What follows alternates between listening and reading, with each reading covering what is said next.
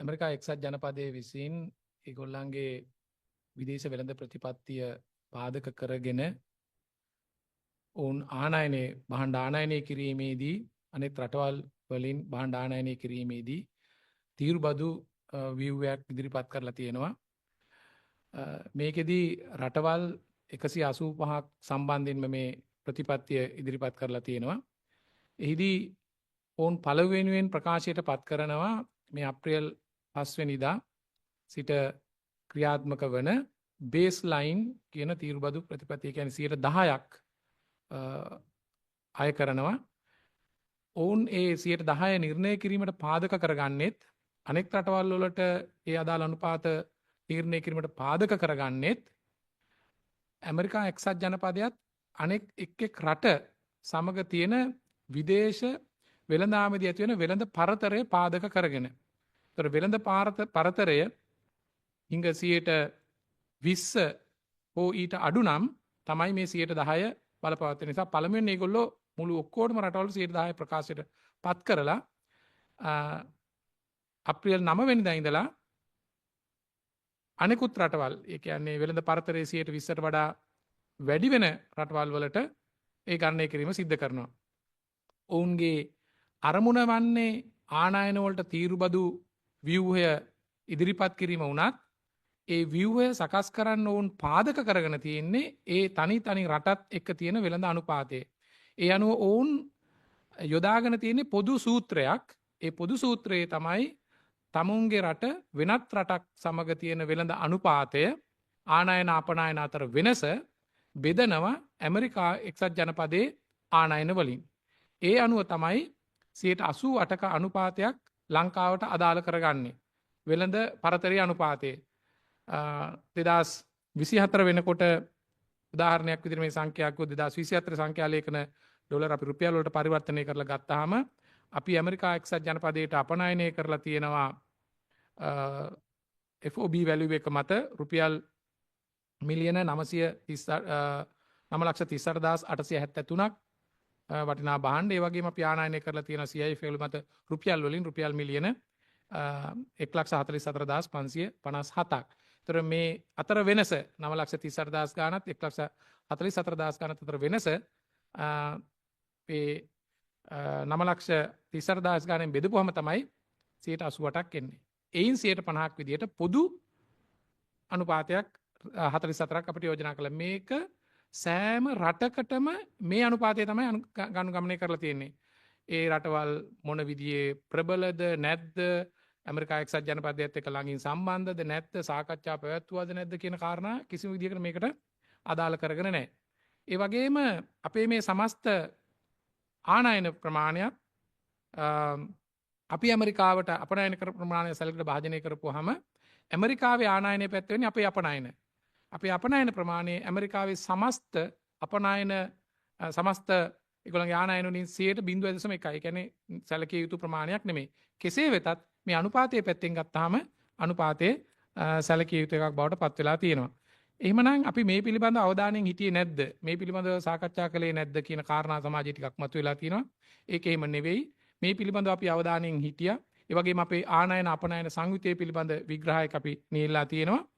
ඒක වෙළඳ අමාත්‍යාංශයේ, ඒ වගේම විදේශ කටයුතු අමාත්‍යාංශයේ, ඒ වගේම මුදල් ක්‍රම සම්පාදන සහ ආර්ථික සංවර්ධන කටයුතු අමාත්‍යාංශයේ මේ පිළිබඳව අධ්‍යයනය කරමින් ගියා.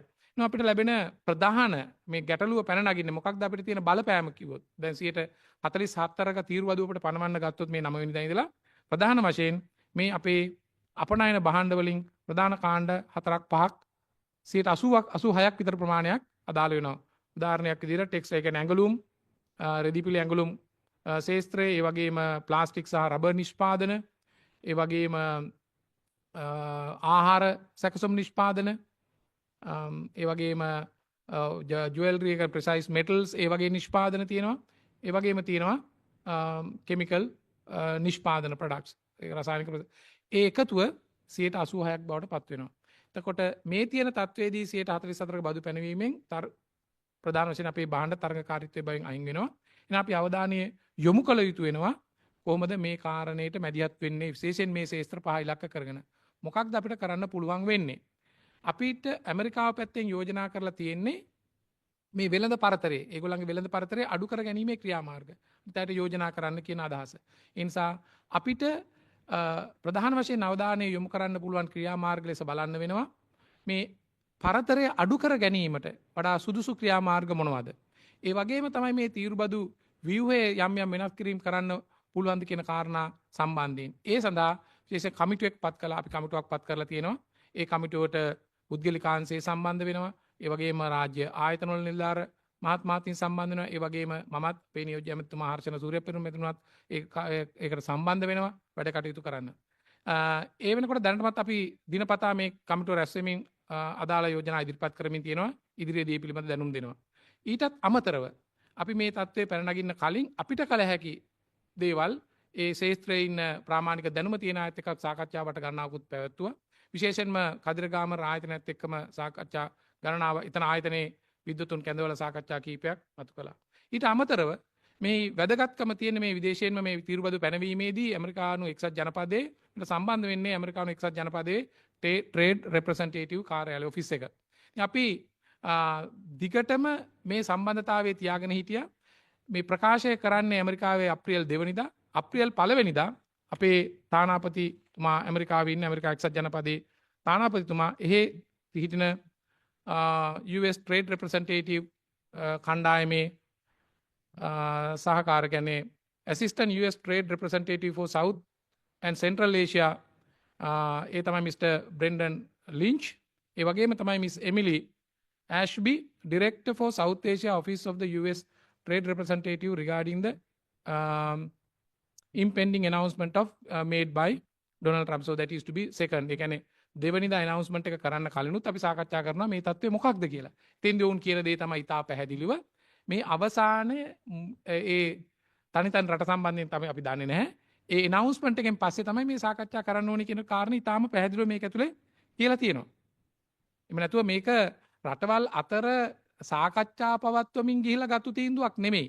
ඒ ඇමරිකා එක්සත් ජනපදයේ ඔවුන් අධ්‍යයනයක් කරලා ඔවුන්ගේ වෙළඳ ප්‍රතිපත්තිය අනුව කරන ප්‍රකාශය. ඒ නිසා ඒවා කවදාවත් අවසාන මොහොතේ නම් කවුරුත් දන්නේ නැහැ. ඒ නිසා දැන් මේකට උදාහරණයක් විදිහට කිව්වොත් චීනය,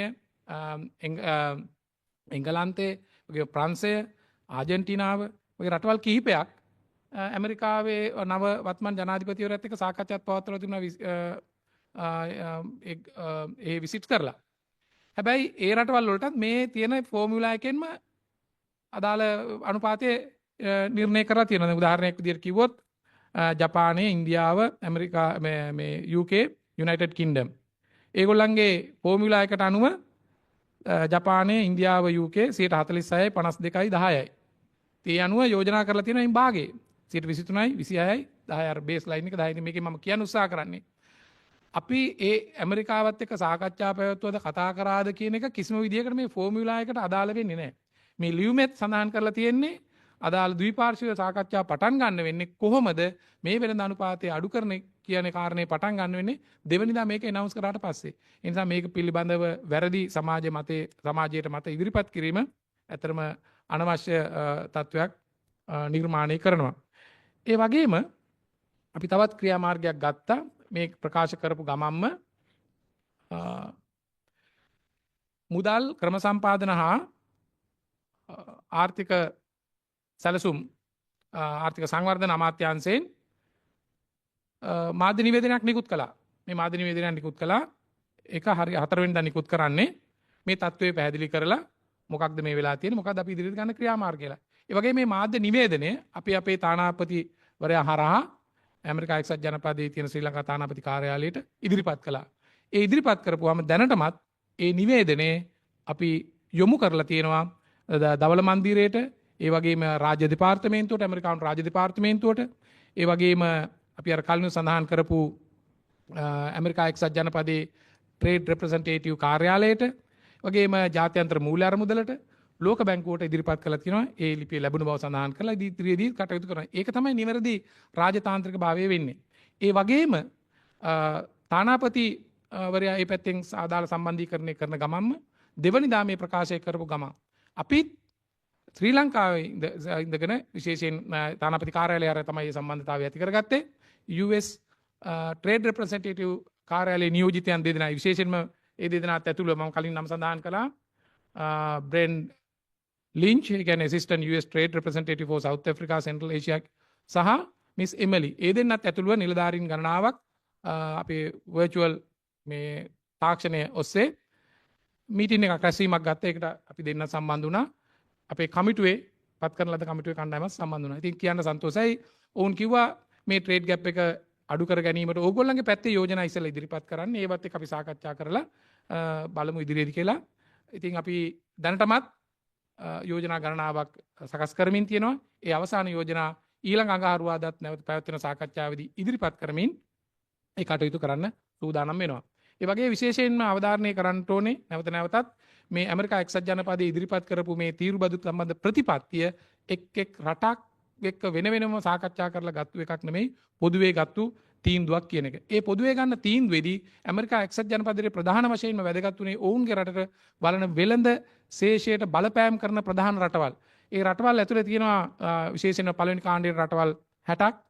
ඒ රටවල් 60ටත් අපි අදාළ වෙන්නේ නැහැ. ඒ වගේම තවත් තියෙනවා US Treasury Secretary Scott Bessent මෑතකදී කරපු ප්‍රකාශනයක් තියෙනවා මේ දෙවනිදාට කලින්. එයා කියනවා දෙවනිදාට කලින් on April 2nd each country will receive a number, ඒක තමයි අර අනුපාතය, that we believe that represent their tariffs. එතන කියන නම්බර් එකක් දෙනවා. ඒක තමයි අපේ තීරුබදු කියලා. ඇත්තටම දැන් මම පැහැදිලි කරා කලින් ගණනය කිරීමේදී වෙළඳ පරතරය තමයි යොදාගෙන තියෙන්නේ ගන්න එක. කෙසේ වෙතත් ඒගොල්ලන් කියන විදිහට ටැරිෆ් නම්බර් එකක් දෙනවා. So for more countries it could be quite low. සමහර රටවල්ට අඩු වේවි. For some countries it could be quite high. ඉතින් අපි අවාසනාවකට වෙළඳ අනුපාතය වැඩි නිසා අපේ අනුපාතය වැඩි වෙලා තියෙනවා. The Treasury Secretary expressed, මේ Treasury Secretary කියන්නේ ඒගොල්ලන්ගේ භාණ්ඩාගාර ලේකම් කියන්නේ, the hope that after a nation received its reciprocal tariff number it will come to us and want to negotiate it down. ඉතින් ඒගොල්ලන් කියන්නේ පැහැදිලිව තේරුම් ගන්නට ඕනේ මේ අංකය ප්‍රකාශ වුණාට පස්සේ තමයි නෙගෝසියේෂන් එන්නට ඕනේ කියලා. ඉතින් අපිට තේරෙන්නේ නැහැ අංකය ප්‍රකාශ වෙන්න කලින් දැන් ඔය මාස ගානකට කලින් කොහොමද නෙගෝෂিয়েට් කරන්න කියලා. ඉතින් දැන් ඒකට අවශ්‍ය කාරණා අපි සුදුසු පරිදි අරගෙන තියෙනවා. But he also cautioned that there is what we call kind of the dirty 15. Dirty 15 කියලා රටවල් 15ක් හඳුන්වගෙන තියෙනවා and they have substantial tariffs. negotiate කරන්න පුළුවන් දෙවෙනි දලින් පස්සේ ප්‍රකාශ කරාට පස්සේ ඒකට සූදානම් වෙන්න.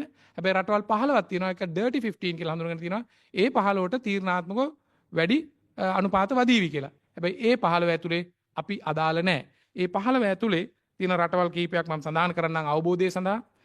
චීනය, ජර්මනිය, අයර්ලන්තය, වියට්නාමය, වියට්නාමයේ දැන්ටමත් යම් ප්‍රකාශ කිරීමක් කරලා තියෙනවා. මෙක්සිකෝව, මොනවාද යුරෝපියන් යූනියන් එක, ජපානය, තායිවානය, සවුත් කොරියා, කැනඩා වගේම තායිලන්තය, ඉතාලිය, ස්විස්ලන්තය, මැලේසියාව.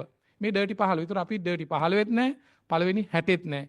නිසා අපි විය යුතු වන්නේ වඩාත්ම රාජතාන්ත්‍රික මට්ටමින් මේ සඳහා මැදිහත් වීම කියන කාරණය අපේ අවබෝධයේ තියෙන්නේ. මේ මට්ටමේ වෙනකොට ඒ සියලු කාරණා සිදු වෙමින් තියෙනවා. වඩා උචිත පරිදි ඇමරිකානු එක්සත් ජනපදයේ විසින් කරන මේ ඒකපාර්ශ්විකව තීරුබදු ප්‍රකාශය පිළිබඳ දැනටමත් අපේ කමිටුව අධ්‍යයනය කරමින් ඉදිරියේදී අවශ්‍ය සුදුසු ක්‍රියාමාර්ග ගන්නවයි කියන කාරණය සඳහන් කරන්නට ඕනේ. මම ඇමතිවරුන්ගෙන් දැනගන්න කැමති ශ්‍රී ලංකාව මේ තීරුබදු සම්බන්ධයෙන් ශ්‍රී ලංකාව දැනට වෙන රටවල්ට පනවන තීරුබදු අඩු කරන්න අවධානයක් යොමු කරලා තියෙනවා. මොකද ඇමරිකාවේ චෝදනාව තියෙන්නේ ඒගොල්ලෝ මේක රෙසිප්‍රොකල් ටැරිෆ් එකක් කියලා කියන්නේ. එතකොට ඒ අනුව ලංකාවට හැකියාවක් තියෙනවද මේ විදිහට පිට රටවලින් එන භාණ්ඩවලට තීරුබදු අඩු කරන්න? මේ විශේෂයෙන් මේ තියෙන ආර්ථික ප්‍රශ්නත් එක්ක. මම ස්තුතියි අමල්. දැන් ඇමරිකාව පැත්තෙන් පොදුවේ කියන එක තමයි මේ තීරුබදු විවේහි තියෙන ගැටලුව සහ ට්‍රේඩ් බැරියර්ස් කියන කාරණේ. නමුත් මේ 144 කියන අලුතෙන් පනවලා තියෙන අනුපාතය අපේ තීරුබදු ව්‍යුහය සැලකිල්ලට අරගෙන හදපු එකක් නෙමෙයි. මම කලින් සඳහන් කරා වගේ පොදු ෆෝමියුලා එකකින් හැදුවේ වෙළඳ පරතරය ඒගොල්ලන්ගේ ආනයන වලින් බෙදලා. කෙසේ වෙතත් ඒ වෙළඳ පරතරය අඩු කර ගැනීම තමයි ඇමරිකා එක්සත් ජනපදයේ කියන අරමුණ වෙන්නේ. ඒකට තව ඒ වෙනත් බාධක ලිහිල් කරන ගමන්ම එකක් තමයි මේ තීරුබදු ව්‍යුහයන් වෙනස් කර ගැනීම. දැන් අපේ රට පැත්තෙන් ගත්තාම මේ තීරුබදු ව්‍යුහයේ විශේෂයෙන් අපි මේ රටට ආනයනය කරන භාණ්ඩ ගත්තාම පොදු තීරුබදු උපරිම පැනවෙන්නේ 120ක් විතර මේ කාණ්ඩ ඔක්කොටම. ගොඩක් ඒවා අපි නිදහස් කරපු ශේෂ්ත්‍රات තියෙන විචාර උදාහරණයක් විදියට බෙහෙත් ද්‍රව්‍ය නිදහස් වෙලා තියෙන්නේ. ඒ නිසා තීරුබදු ප්‍රමාණය 120ක් විතර තියෙනවා. අනික මේ පැල් පෝට්සන් මේ යාපෝට් ලෙවී කියන එක ඒකත් දැනට තියෙන්නේ 10% තමයි උපරිමේ 5% බිඳුව යන අනුපාතයන්ගේ. ඉතින් අපිට ඒ සාකච්ඡාවකදී මේ ව්‍යුහයේ යම් සාකච්ඡා කිරීමක් කරන්න පුළුවන් ගැට කියන්නේ ප්‍රමාණාත්මකව ගත්තාම මේ ව්‍යුහයේ බිඳුවට ගෙන ආවත් කියලත් ඇමරිකාවට පැත්තෙන් ඒගොල්ලන්ගේ බහණ්ඩ අපිට ආනයනය කිරීම සම්බන්ධයෙන් ලොකු බලපෑමක් වෙන්නේ නැහැ. ඒ වගේම තමයි දැනට අපි ආනයනය කරන ප්‍රමාණය ගත්තාම 2024 වර්ෂයේදී 368 $360 ප්‍රමාණය. එතකොට අපේ අපනයන වලට සාපේක්ෂව ඒක සමස්ත ප්‍රමාණයෙන් 12%ක් විතර. නිසා අපිට විශාල ගැටලුවක් පැන නගින්නේ නැහැ මේ තීරුබදු අහිමිව. නමුත් එකම ප්‍රශ්නේ තියෙන්නේ තාක්ෂණික ප්‍රශ්නයක්. දැන් අපි ඉන්නේ ජාත්‍යන්තර මූල්‍ය අරමුදලත් එක්ක තියෙන වැඩසටහනක් ඇතුළේ යම් එකඟතාවයකදී කුමක් හෝ බදු අහිමි කිරීමක් අපි සිද්ධ කරගන්නවා නම් දැන් මේ එකඟතාවයක් මත යන්නේ. ඒක සාකච්ඡා කරලා ඒක එන්නට ඕනේ. ඉතින් අපි හිතනවා ඒක ගැටලුවක් වෙන්නේ නැහැ කියලා. මම හිතනවා ඇමරිකාව පැත්තෙන් මේ තීරුබදු අඩු කරයි කියන එක ලොකුවටම දැනෙන එකක් වෙන එකක් නැහැ කියලා. කෙසේ වෙතත් අපි සූදානම් ඉදිරියටත් ගිහින් මේ වෙළඳ පරතරය අඩු කර ගැනීමේදී යම් ආනයන වැඩි කර ගැනීමට හෝ වෙනත් ක්‍රියාමාර්ග ගැනීමට පොදු ආයෝජන සඳහා එළඹීමට වඩාත් හොඳ මට්ටමකට ඒගොල්ලෝ සඳහන් කරලා තියෙන විදිහට මේ දුයි පාර්ශ්වයේ සාකච්ඡා වලට මැදිහත් වෙන්න සූදානමින් ඉන්නවා. මට ඒකට පුළුවන් නම් අහන්න තව අතුරු ප්‍රශ්නයක් හර්ෂ. දැන් මේ අවස්ථාව පාවිච්චි කරගන්න බැරිද? ලංකාවේ ලොකු ප්‍රශ්නයක් තියෙන මේ තීරුබදු සම්බන්ධයෙන් තීරුබදු වල විනිවිදභාවය කියන ප්‍රශ්නය. දැන් ඔබතුමා කිව්වට 120යි ඩියුටි පෑල් එක 10%යි කියලා. ප්‍රායෝගිකව ලංකාවට යමක් ආනයනය කරනකොට ඊට වඩා විශාල ප්‍රමාණයක් බදු වටිනවා. ඒ විතරක් නෙමෙයි දැන් අපි මෝටර රථයක් ගෙන්න ගන්නවා නම් ඒක බදු වලට අමතරව වාහනයේ මොකක් හරි තියෙන අමතර කොටස් වලට ඒවට වෙන වෙනමත් බදු අය කරනවා. එතකොට මේ ටැක්ස් ට්‍රාන්ස්පරන්සි කියන එක පිළිබඳ විශාල ගැටලුවක් තියෙනවා. ඉතින් මේක අවස්ථාවක් කරගන්න බැරිද ලංකාවට මේ බොහොම පහසුවෙන් මේ බදු සම්බන්ධයෙන් බදු සරල කරලා ඒ අර විනිවිදභාවය ඇති වෙන විදිහට කටයුතු කරන්න අවස්ථාවක් කරගන්න බැරිද මේක? ඔව් අමල් නැත්නම් මේ පමණක්ම නෙමෙයි ඇත්තට මේ தત્ත්වයේ පැන නොනගුණත් අපේ ප්‍රතිපත්ති ප්‍රකාශයේ සඳහන් කළා වගේම ඒ වගේම ගරු ජනාධිපතිතුමා ආයවැය කතාවේ සඳහන් කළා වගේම අපිට අවශ්‍ය කරන ඊටාම සරල පැහැදිලි තීරුබදු ප්‍රතිපත්තියක්. ඒ කියන්නේ එය සකස් කරනවායි කියන කාරණේ ඉදිරිපත් කරා විතරක් නෙමෙයි අවශ්‍ය ක්‍රියාමාර්ගات ගනිමින් ඉන්නවා. ඒ ක්‍රියාමාර්ග ගැනීමට ඊටාත්ම වැදගත් වෙන ශේත්‍ර මේ තාක්ෂණයේ තෙන්ට කැඳවීම.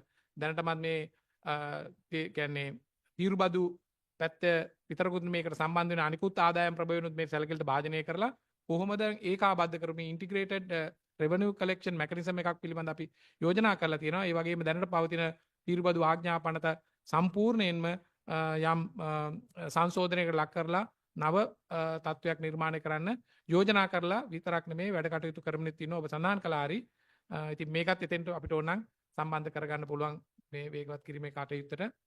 ඒක ඉතාමත්ම අත්‍යවශ්‍යයි. ඒ වගේම අපිට දැනට මේ තීරුබදු පැනවීමේදී යොදා ගැනීමේ HS කෝඩ් සම්බන්ධයෙන්ුත් යම් ගැටලු තියෙන තැන් ඒ ශේත්‍රයේ ඉන්න අය අපිට අවධාරණය යොමු කරලා තියෙනවා. ඒවත් සැලකිලිට භාජනය කරලා ඒ කටයුතු සිද්ධ කරන්න අපි සූදානම්.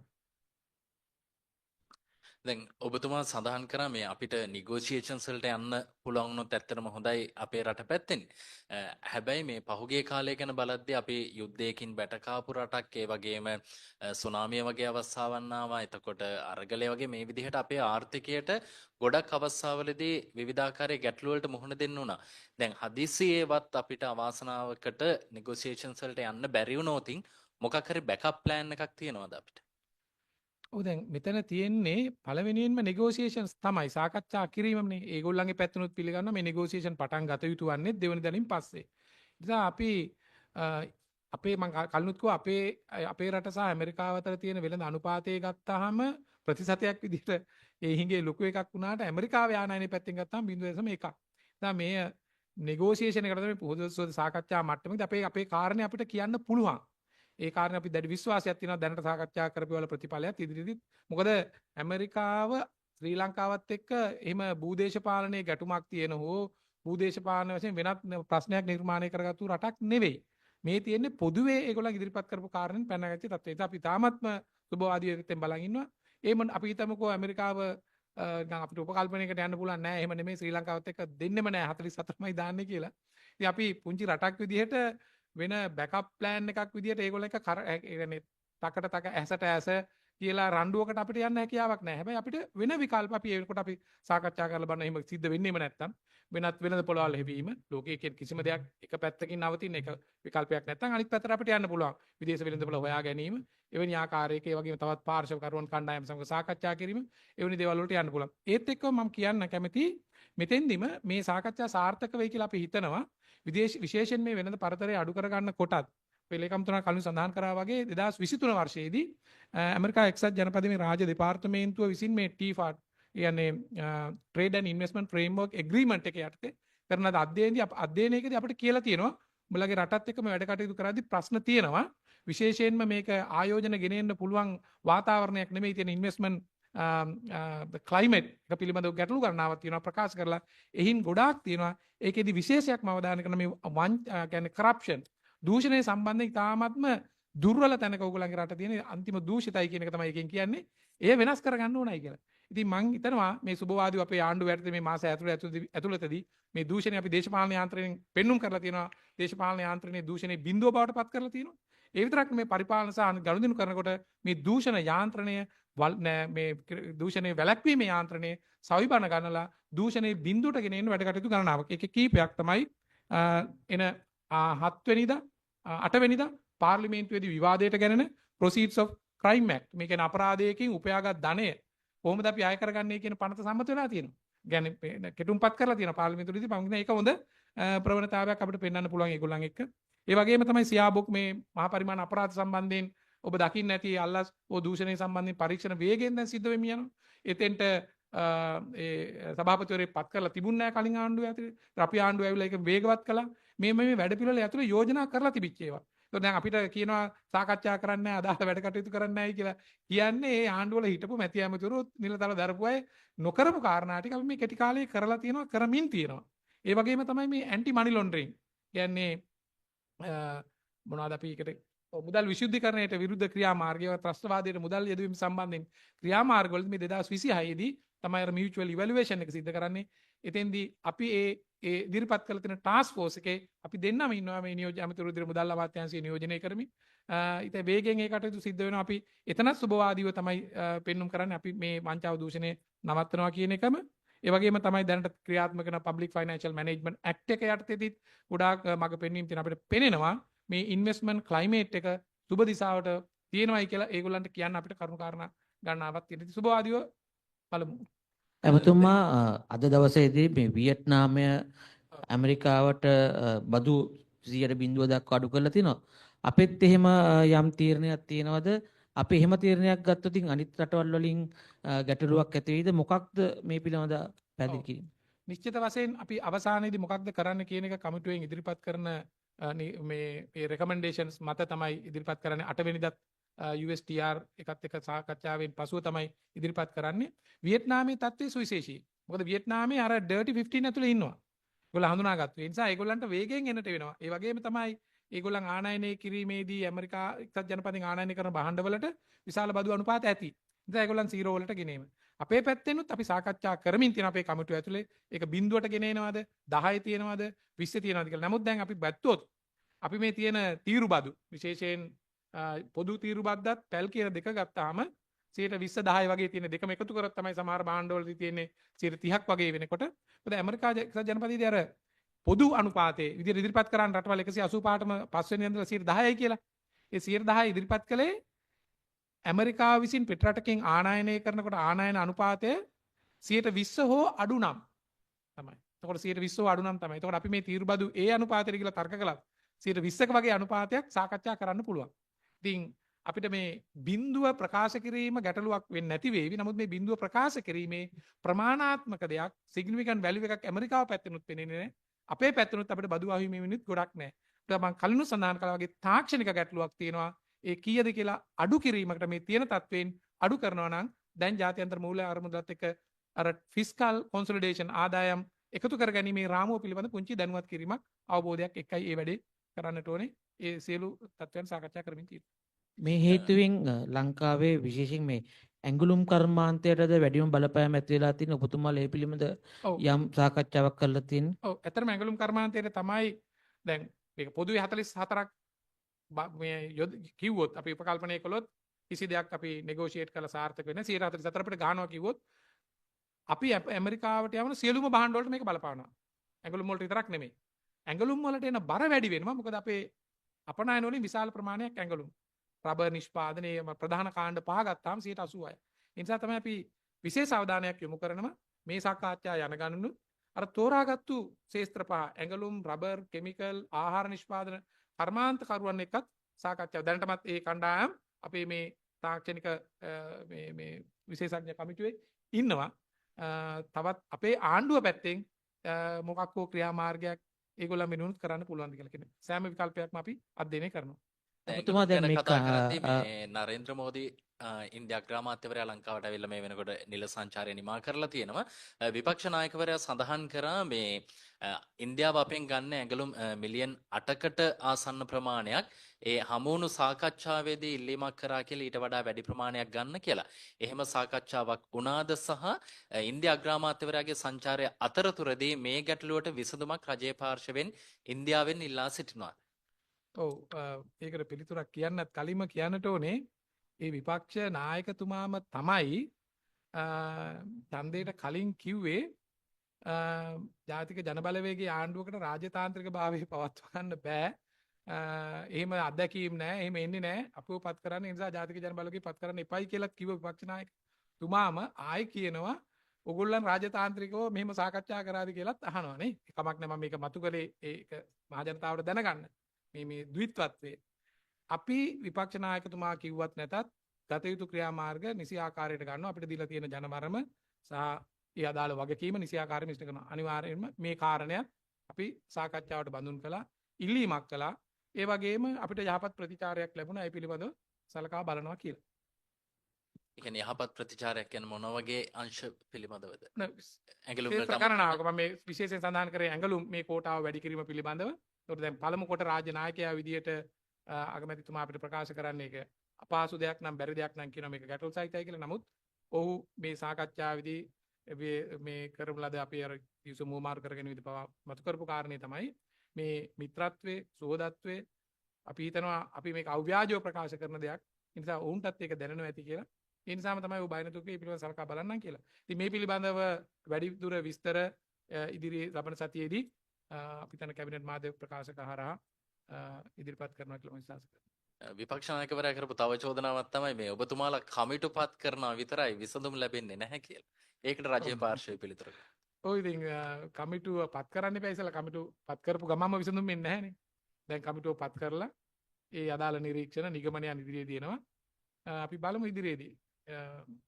මොකද අපි කිසිම විදිහකට කමිටුවක් පත් කරලා නාමිකව ඒ කමිටුව වල අදහස් අරගෙන අපි කලින් අත්දැකීම් තියෙනවානේ කමිටු නාමිකව තිබුණානේ.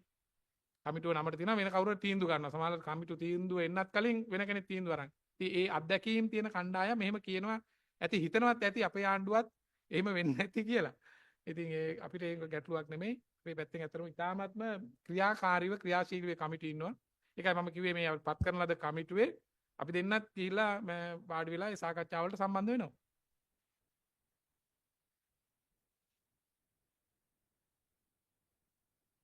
ඔව් නිසා කෙටි කාලයක් නේ මෙතන දැන් තියෙන තත්ත්වය අධ්‍යයනය කරන්නට ඕනනේ. අපි කියන දේවල් ශේස්ත්‍ර මේ ශේස්ත්‍ර පහ විශේෂයෙන් බලපෑමට ලක් වෙනවා. ඒ වගේ අපිට ගන්න පුළුවන් ක්‍රියාමාර්ග මොනවද? ටැරිෆ් ස්ට්‍රක්චර් එක වෙනස් කරනවද? ආනයන තවදුරටත් වැඩි කරගන්න උත්සාහ කරනවද? ඒ වගේම ඇමරිකාව එක්සත් ජනපදයේ සහ ශ්‍රී ලංකාව ඇතුලේ ආයෝජන අවස්ථාවන් වෙනස් කරන්න උත්සාහ මේ විවිධ ශේස්ත්‍ර ගණනාවක් තියෙනවා. ඉතින් ඒක අර යෝජනා ගොඩක් තියෙද්දි අපි වඩාත් හොඳ යෝජනා ටික අර 8 වෙනිදා සාකච්ඡාවෙනුත් පසුව තමයි ඉදිරිපත් කරන්නේ. එදාට සැලකිලිට භාජනය කරනවා. දැන් මේ ඉන්දියා අග්‍රාමාත්‍යවරයාගේ ශ්‍රී ලංකාවේ සංචාරය ගැන තවත් ප්‍රශ්නයක් අහන්න මේ ඔබතුමාලගේ දැන් මේ ආණ්ඩුවේ ප්‍රධාන හවුල්කාර පක්ෂයක් වෙන මේ ජනතා විමුක්ති පෙරමුණ. ජනතා විමුක්ති පෙරමුණට සම්බන්ධ වෙලා හිටපු කට්ටියක් දැන් පෙරටුගාමී සමාජවාදී පක්ෂයෙන් ඔවුන් විරෝධතාවයක නිරත වුණා. ඊයේ අපි දැක්ක සමාජ මාධ්‍යයේ ඇතැම් වීඩියෝ දර්ශන හොමාරු වෙනවා මේ ඔවුන් හූහඬ නගලා විරෝධය පළ කරනවා. එතන පොලිස් නිලධාරිය තමන්ගේ ජීප් රථයේ නලා ශබ්දය මේ හූ හඬ මැඩ පවත්වන්නට හෝ වෙනත් දෙයකට උපයෝගී කරගන්න ආකාරයකුත් අපිට දකින්න ලැබෙනවා. මේ වගේ විරෝධයක් එල්ල වෙන එක ගැන මොකද හිතන්නේ? මෙහිමයි දැන් ඒ පෙරටු ගාමි සමාජවාදී පක්ෂයෙන් විරෝධතාවය හෝගේ අරමුණ පිළිබඳ ඔවුන්ගෙන් තමයි අපි ඇත්තටම විමසන්න ඕනේ ඇයි එහෙම කළේ කියන කාරණය. නමුත් අපි තේරුම් ගන්න ඕනේ ආණ්ඩුව පැත්තෙන් විශේෂයෙන්ම ජාතික ජනබලවේගය මේ ජනතා විමුක්ති පෙරමුණ ජාතික ජනබලවේගය කියන මේ එකම මේ දේශපාලන අපි ආණ්ඩුව ඔබවන්නේ අපි මේ ලෝකයේ යථාර්ථයේ වෙනස් වෙන තත්වයකදී තමයි හැදගන්නේ. විශේෂයෙන් දැන් ඔය ජනතා විමුක්ති පෙරමුණින් වැඩි ගිය කොටසක් අයින් වෙච්ච කොටසක් නේ පෙරගාමි කණ්ඩායම. එතකොට ඒගොල්ලන් මතු කරගන්න කාරණේ තමයි අර අතීතයේදී තිබිච්ච අර ඉන්දියන් විරෝධයේ තත්වයේදී එතෙන්දී ඇත්තටම ඓතිහාසිකව නිර්මාණය වෙච්ච තත්වයකට දක්වපු විරෝධයක්. මේ කවුරුත් දන්නවා ඉන්දියන් හමුදා පැමිණීම. ඉතින් එතෙන්දිත් වග කියන්නට වෙනවා ඒ ඉන්දියන් හමුදා මෙහෙට පැමිණීමට අදාළ පරිසර නිර්මාණය කළේ මොන වගේ ආණ්ඩුවක්ද?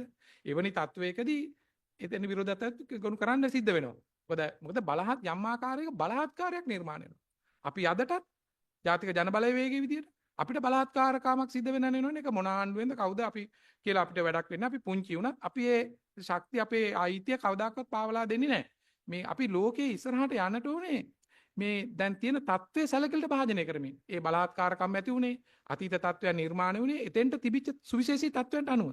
ඉතින් ලෝකයේ ඉදිරි දැක්ම සංවර්ධනයේ තීරණය වෙන්නේ සහයෝගය, සහයෝගිතාවය, කතා බහ කිරීම ප්‍රජාතන්ත්‍රවාදයේ හරහා.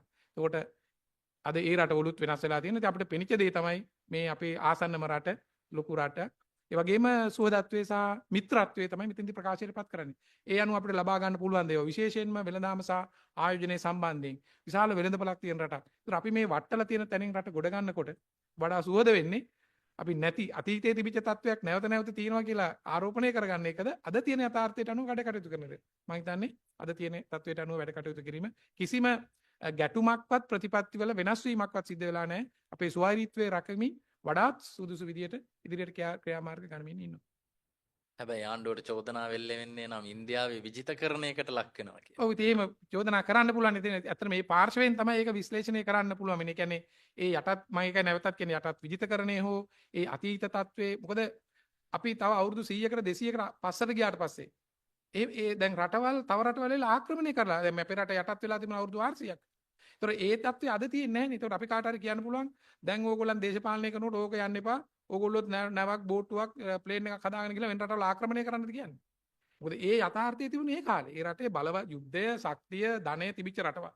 අනිත් රටවල් ආක්‍රමණය කළා තමයි ගියේ. ඒ තත්ත්වයන්ගෙන් විකාශනය වෙලා ඇවිල්ලා අපේ ඒ කාලේ 1980 ගණන් වල තිබිච්ච ආණ්ඩුව කරපු වැරදි තීන්දුව නිසා ඒ ඇමරිකානු ගැති තීන්දුව නිසා තමයි ඉන්දියාවට බලහත්කාරම් කරන්නේ. ඉතින් අපි එවැනි විදේශ ප්‍රතිපත්තියකට යන්නේ නැහැ. ඊයේ ඉන්දියා අග්‍රාමාත්‍යවරයාගේ ඒ රිල සංචාරයේදී ඇතුළු විශේෂයෙන් අවධාරණය කළා ඔබතුමාලා දකින්න ඇති අපේ භූමිය අපි ඉන්දියාවේ හෝ කලාපේ ආරක්ෂාවට තර්ජනයක් කරන විදිහට වෙන කාටවත් පාවිච්චි කරන්න දෙන්නේ නැහැ. මොකද අපි ස්වෛරී රාජ්‍යයක් ඉතාමත් වැදගත්. ඒ නිසා මම හිතන්නේ දැන් පාර තියෙන සංවර්ධනයේ දිශාවට මෙතන නව තත්ත්වයන් අනුවයි වැඩ කටයුතු කළ යුතු වන්නේ.